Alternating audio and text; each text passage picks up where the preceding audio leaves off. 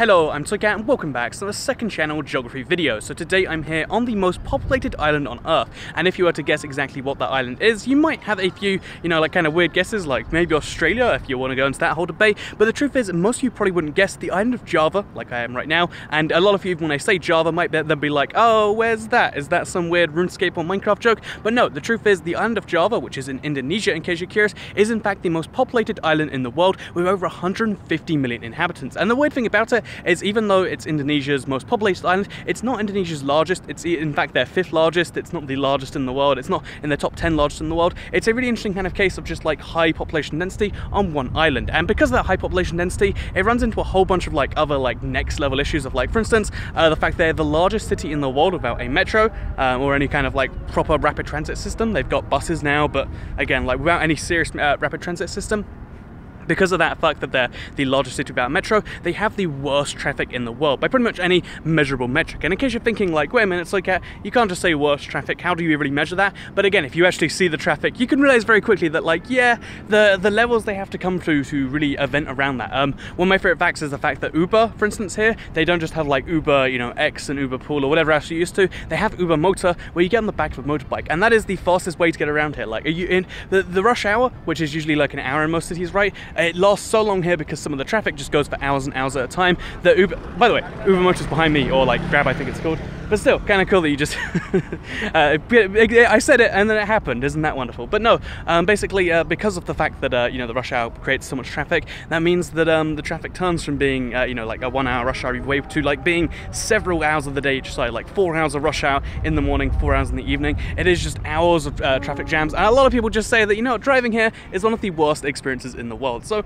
I'm just saying, there you go, fun fact. And it's interesting actually, the whole population density thing, like having such a dense population, because I'm here in the biggest city on the most densely on the most populated island on the Earth, which is of course Jakarta. You might know it's the capital of Indonesia. In fact, behind me right there, you might recognize this. I'm going to try and swivel the thing up. I'm using a slightly badly mounted mount, but yeah, that is the National Monument for Independence, which they got when they got independence from the Dutch. But anyway, yeah, basically the whole high population on this one island thing really raises a bunch of questions, because 150 million people live here out of Indonesia's 300 million population, which makes it, if I'm not mistaken, the 4th most populated country on Earth. Gives them a whole bunch of fun facts, like most Muslims in the country and some of the highest internet users.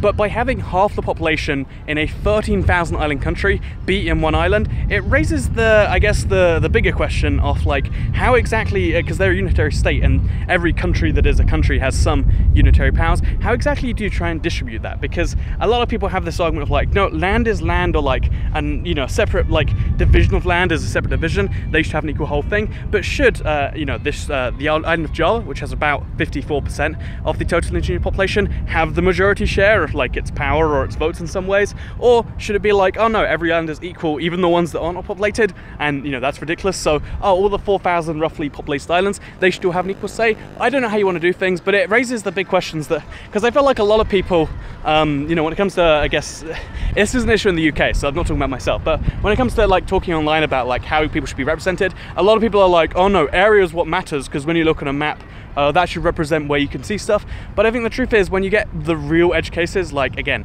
Indonesia, where they have 13,000 islands, but half the population lives on one, which isn't even that big, it raises the which, by the way, they have a lot of like island related fun facts of like, oh, 3 countries on one island, they have the most populated island, they have some of the most islands of any measured island country, they have some of the most like peoples that live across those islands.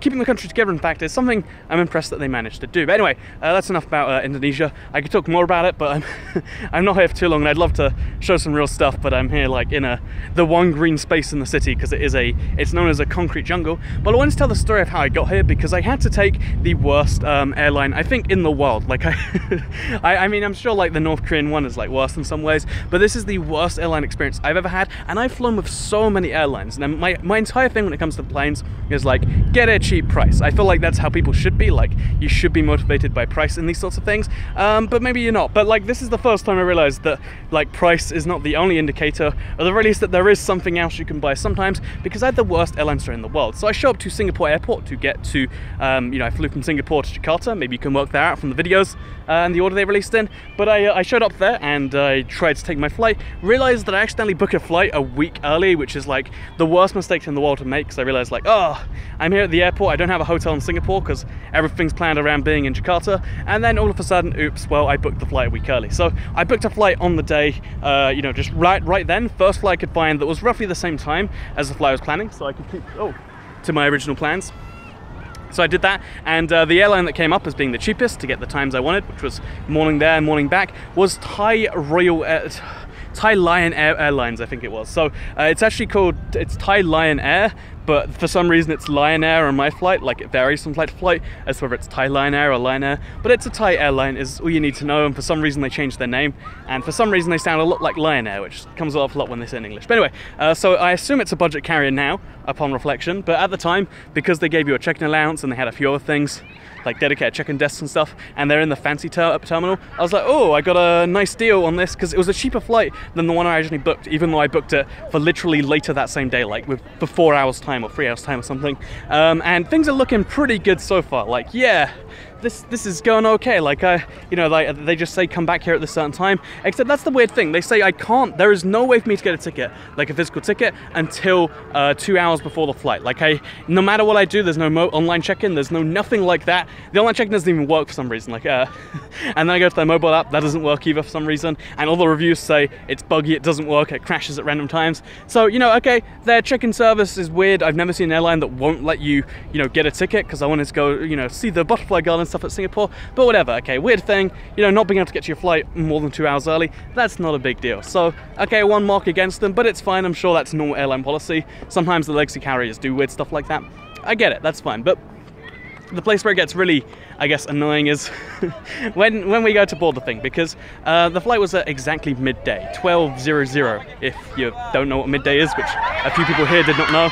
But the flight's exactly at, sorry about that, the flight is exactly 12:00, and I make note of where the gate is as soon as I go through there. Okay, easy stuff, let's go, you know, to the lounge, do whatever I'm doing, because I have lounge access. And so then I go to the actual flight, and I look at the board, and it's missing, and the flight had changed to like 12:35, and even though there was every other flight that did that had like changed time next to it, for some reason my flight didn't. I don't know how they even control of that. Like, maybe they're not, maybe it was just a weird airline mistake, but yeah, it took me ages to work out that the flight had changed time. Whatever, again, this is just maybe me being unacclimatized to how stuff is. This isn't the airline necessarily doing anything wrong yet, like they just have weird procedures. Fine, okay, Thai Lion Air, I'm down with this, because as soon as I actually get to the gate, which by the way, they had the volume on their announcements, like there's a set area at the airport just for Lion Air, it seemed.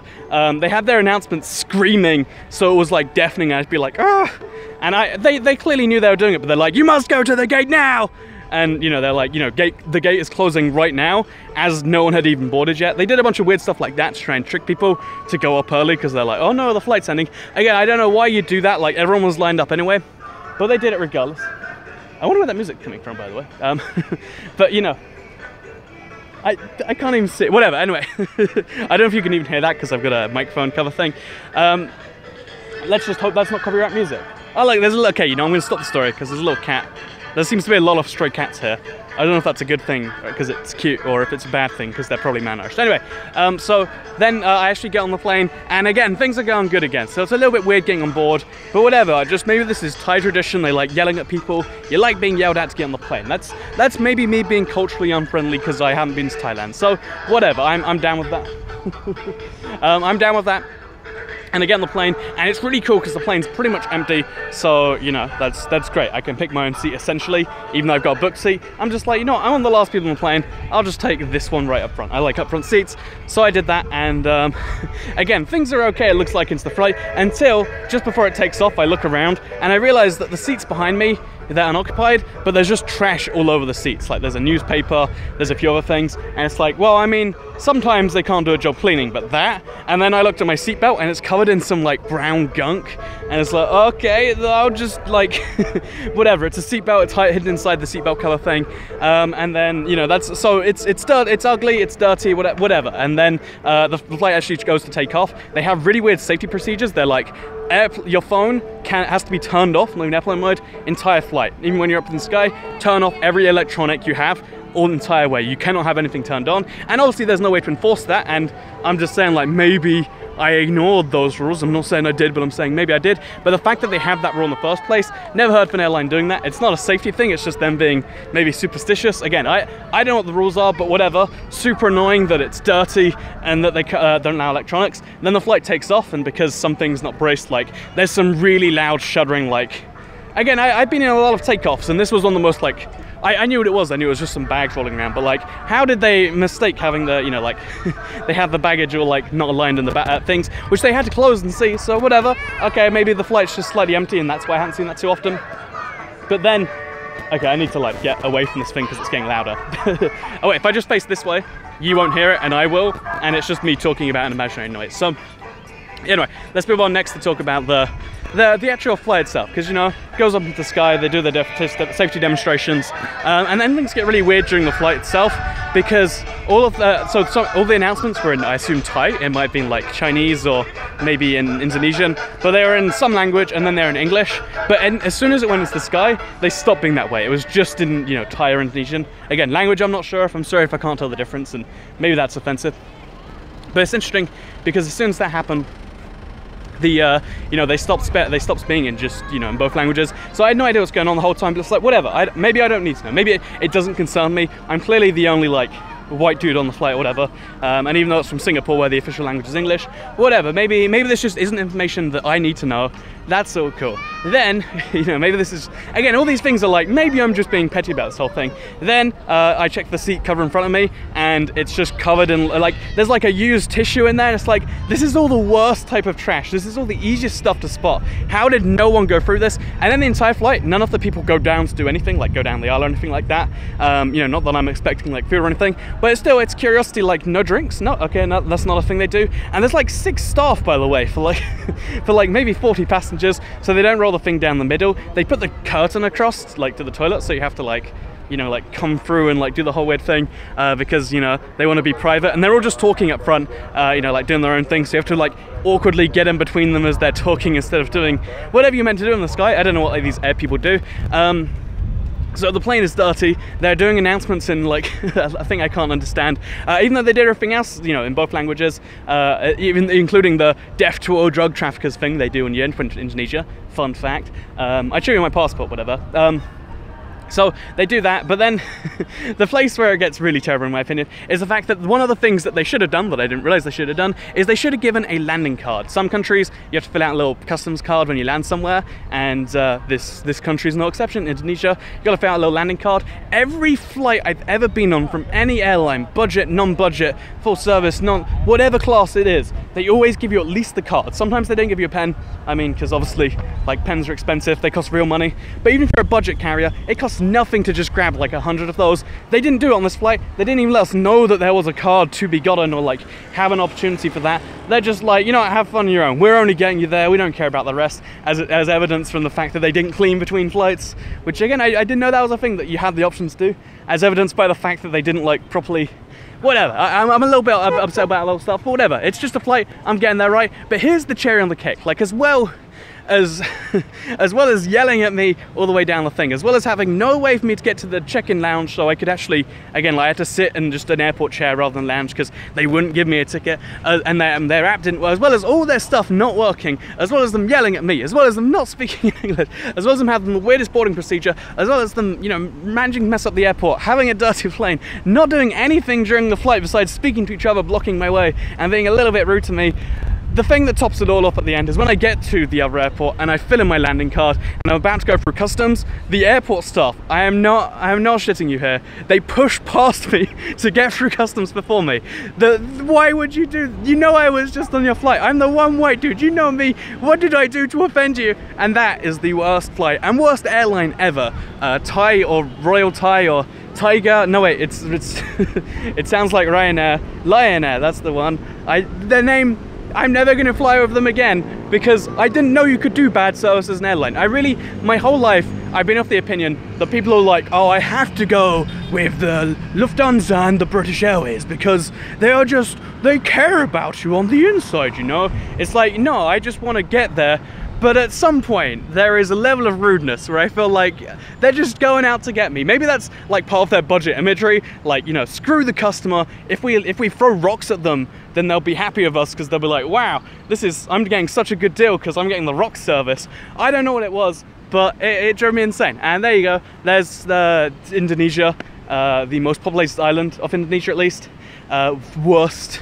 And there's my worst play story ever. Also, just before we go here, because I want to tell you about Indonesia, I know these videos and I guess my channel tends to get a bit rambly at the end because it's just like, wait, I want to tell you more things. Let me just show you the currency here. You might not be aware, but there was some form of like, not hyperinflation, because hyperinflation is different, but like crazy inflation levels in the 70s. So where 1 rupiah used to equal about $1, let me show you the equivalent of about $1 today. I'm cautious doing this in public where a lot of people are watching me. So I'm trying to like keep my wallet in front of me. Here is the equivalent. Oh no, this is about $3 or $4. It is 50,000 rupiah.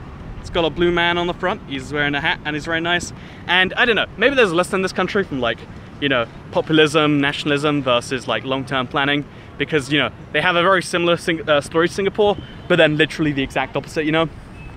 Maybe there's a lesson, maybe there's not. But there's the worst airline story ever. I hope you all enjoyed this. It's so hot here. It's like only 24 degrees, but it's like I'm breathing in a mixture of water and smog. Pro tip, oh wait, I said I wanted to show you the city and like why it's so crazy, traffic and stuff.